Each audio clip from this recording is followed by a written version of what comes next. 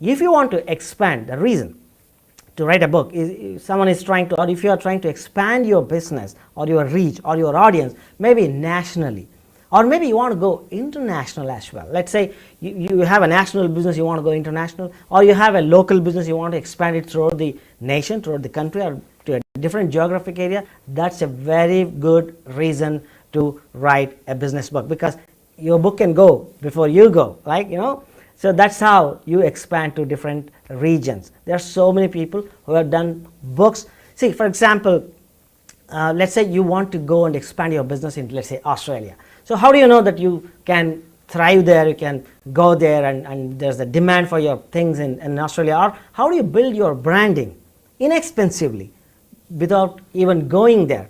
The best way is launch a book for that market, and you launch this book in Australian market and see how it goes. Plus also you'll be able to not only see the market reaction, you'll also be able to build a fan base around you or your business or your branding before you even go there. This is a fantastic strategy. So that is one big reason why people write books. And what is the third reason people write books is they want media attention or celebrity status. That is another very big reason why non-fiction business books are being created today. You name a celebrity, you name a person who is the top of in your industry, probably they have written a book, because that is the reason why they get to the top. And today it's a connected world and people are always online. Who knows, people may be searching your name, and if they see you as an author, and there may be journalists looking for expertise, and how do newsrooms and journalists and TV shows and radio shows, how do they bring in experts? They go online and search for an expert on the topic. And guess what, this is so important, folks. Let's say you are an expert on your expertise, let's say, and you have written a book, and there someone is a journalist, a TV show host is looking for an expert on this particular topic. They go to Google or YouTube or Amazon and they type the name of the topic, and your book pops up. So what happens? The journalist understands, the TV show host understands, the radio show host understands that this person, I want this, he has written a book or she has written a book on this topic. I want this person to be on our show as an expert. And that's how most authors get into the media houses. That's so easy. You can also, the other way around to get media exposure is to pay for it, or be so good and so extraordinary you attract them. The strategy, the leverage is, which is the best of all, write a book, and even you can send a copy of your book to the media house so that they invite you on their shows. And that's how most experts can get on TV, get on radio at no cost at all, because in fact they even pay you. Perhaps sometimes if you go on a national show, the producer of the show actually pays the celebrity who comes on the show for being the expert that they already are. So how do they choose and select? Because you've written a book. That's one big reason why people write a book.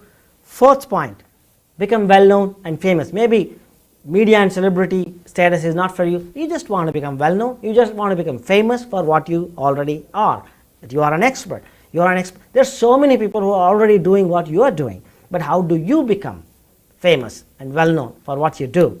One of the best ways, or I would say the number one way for anyone to become famous and well known is through writing a book.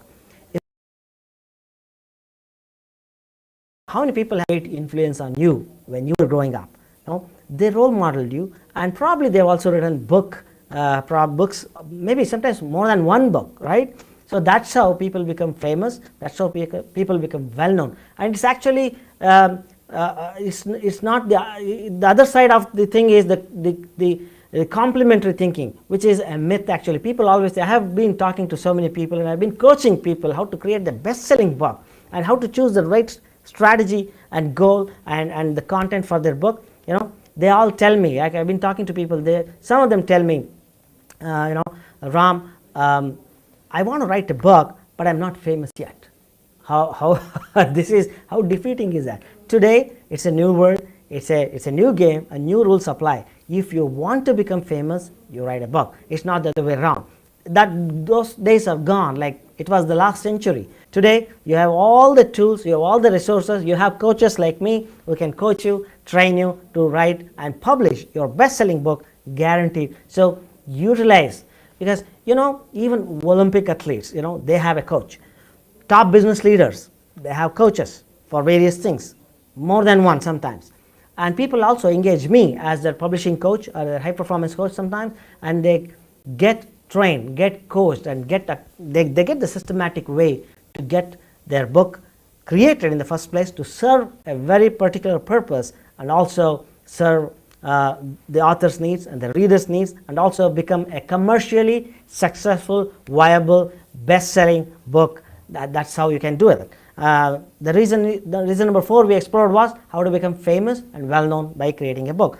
Reason number 5, so important in today's world, especially if you're an expert entrepreneur or a professional. If you have a business, a product, a service, you offer something to people, then reason number 5 is increase revenue, cut down costs. If you are trying to increase your revenue and cut down costs at the same time, and also trying to expand your market share, maybe nationally, maybe internationally, or to a different geographic region, a book is a reason. It's a very good reason to write a book, I would say, because books can go to different places. Books can generate leads for you, increase your revenue.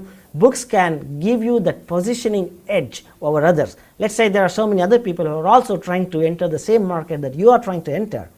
Who gets the leverage? The person who has written a book. If you write a book, if you publish a book, and when you go and give a business card, or when you give your business book, there's a sea of difference between these two. When you go and approach people, let's say you're trying to get a big account, like you're trying to get your business or your service into your proposal into a big organization. A bunch of CXOs and a board of directors are sitting, and they're always getting business cards from everyone, and you know where that ends up at the end of the day. Imagine you create your book and you go your business book instead of a business card. This is totally a game changer, and the author not only gets the business most of the time, they also get to become the advisor. And what happens when you are an advisor to a business house or a business person? They follow you, they take your recommendations, they do not question your authority because you're already an author. So super cool strategy. So these are the 5 major reasons why non-fiction business books are created. Number 1, marketing and branding strategy. Number 2, national or international expansion. Number 3, media attention or becoming a celebrity, getting that celebrity status. Or number 4, become well known and famous. Very similar, there is an overlap on that. And number 5 is increasing revenue, reducing costs, and expanding your market share. These are the 5 major reasons why people write books.